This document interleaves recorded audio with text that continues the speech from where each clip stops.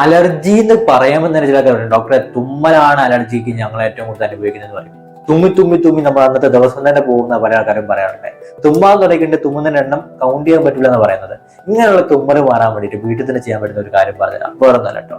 ഒരു ഗ്ലാസ് ചൂടുവെള്ളം എടുക്കുക, കുറച്ച് കല്ലുപ്പിടുക, എന്നിട്ട് നല്ലോണം അതിൽ മിക്സ് ആക്കിയ ശേഷം എന്ത് ചെയ്യുക, വായിൽ ആക്കിയിട്ട് ഗാർഗിൾ ചെയ്യാൻ പറയും, കവിളുക എന്ന് പറയും നമ്മൾ. അപ്പൊ എന്ത് ചെയ്യുക, അത് എല്ലാ ദിവസവും ചെയ്യുക. അങ്ങനെ ചെയ്യുന്നവരെ നിങ്ങൾ തുമ്മൽ കുറെ നേരം കാണുന്നുണ്ട്.